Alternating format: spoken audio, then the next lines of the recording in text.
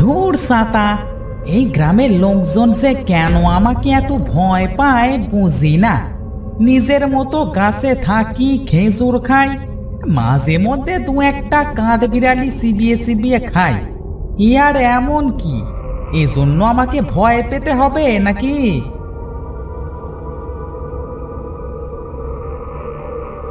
আরে, ওটা শঙ্কর চোর না? এই পাঁজি বেটা আবার কি চুরি করে পালাচ্ছে? ও শঙ্কর, শঙ্কর, এই কোথায় যাচ্ছিস? থলিতে আবার কি চুরি করে নিয়ে যাচ্ছিস? এই কেলো করেছে রে। এই ভর দুপুরে যে কোন ভূতে কামড়েছিল আমায়, যে এই গাছের নিচ দিয়ে বাড়ি যেতে হলো।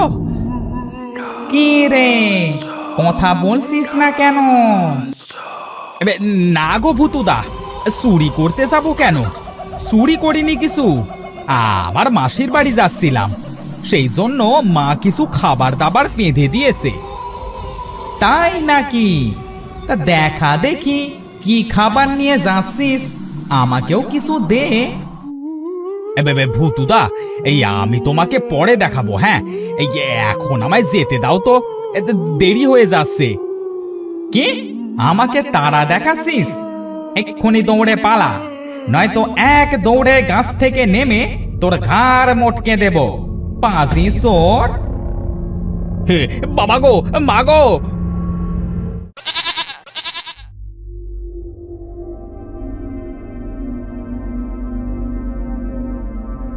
এই রতন দাদা, এই গাছের খেজুর খাবো গো, তুমি পেরে দাও না।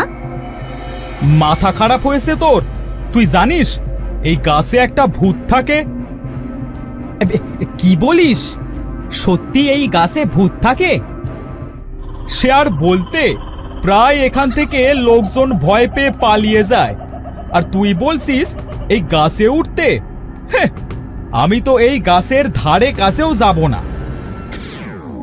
সোনামণিরা, কি খাবে তোমরা? খেজুর খাবে? আমি পেরে দিচ্ছি, তোমরা নিচেই দাঁড়াও। আরে আরে, পালাচ্ছ কোথায়? খেজুর নিয়ে যাও, তোমাদের জন্য খেজুর পেরে দেব আমি। আমাকে ভয় পেও না, আমাকে তোমাদের বন্ধু মনে করো। যা বাবা, আমাকে এত ভয় পাবার কি আছে? আমি কি কারোর কোনো ক্ষতি করি? বুঝি না বাবু, গ্রামের মানুষ সবাই আমাকে এত ভয় পায় কেন?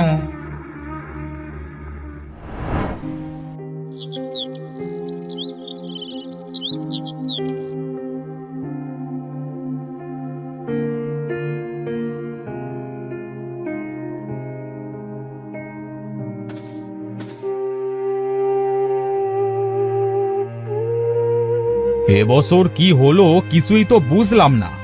এভাবে গণহারে মানুষ মারা যাচ্ছে কেন? অধিকাংশই এক বিরল রোগে মারা যাচ্ছে।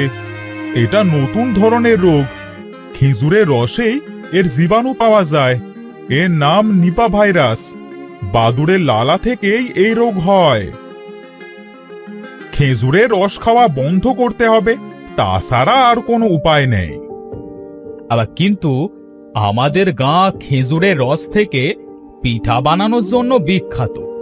এই ঐতিহ্য হারিয়ে গেলে কিভাবে হবে?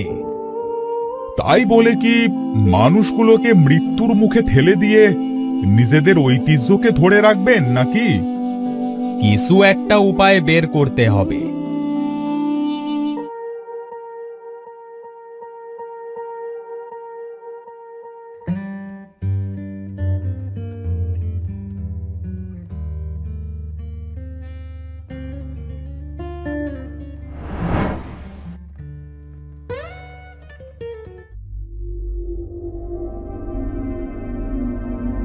শুনেছি আপনার গাছের খেজুরের রসে বলে কোনো জীবাণু নেই।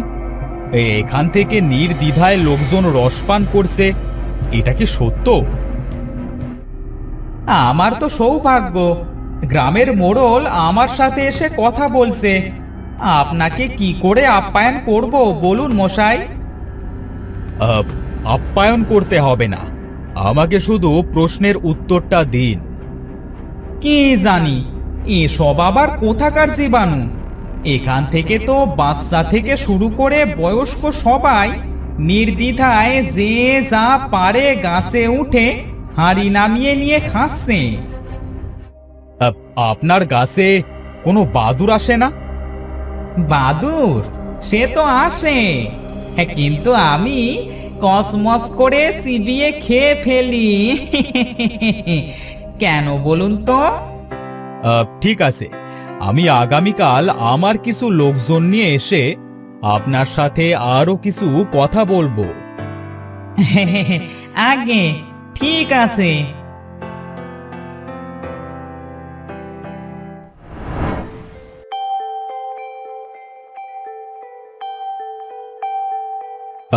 তোমার কাছে একটা অনুরোধ আছে। আমার লোকেরা তোমাকে কিছু গাছে নিয়ে যাবে। তুমি পালা করে রাতে সেই গাছগুলোতে থেকে সেখানে আসা সব বাদুড়কে খেয়ে ফেলবে। পারবে না? অবশ্যই পারবো।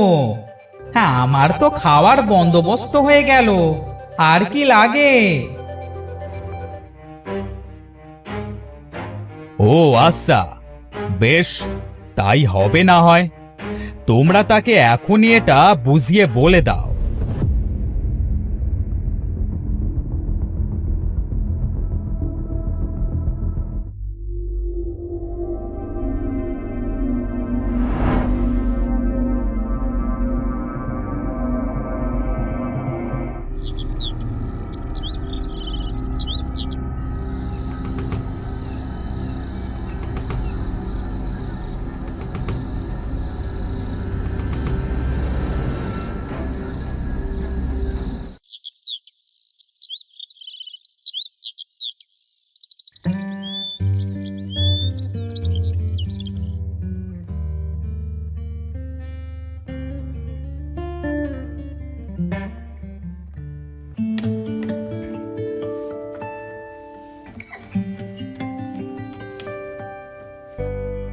আপনি যে আমাদের কত বড় উপকার করলেন তা আপনাকে বলে বোঝাতে পারবো না।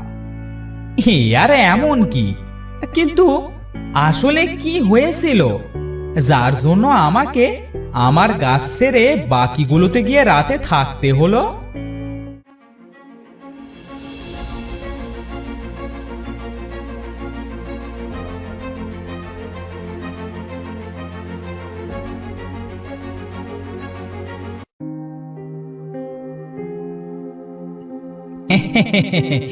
গ্রামের মানুষের ভালো করতে পেরে খুব ভালো লাগছে।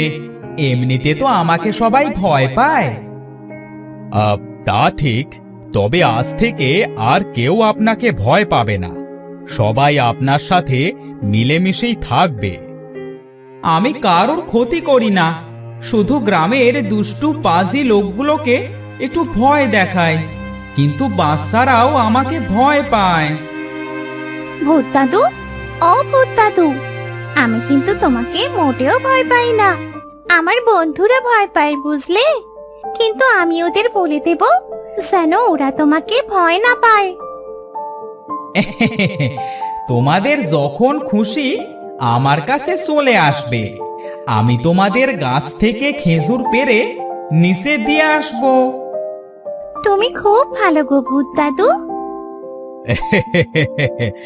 ভালো না হলে কি ভূত হয়েও আমাদের মতো মানুষদের পাশে দাঁড়াতো?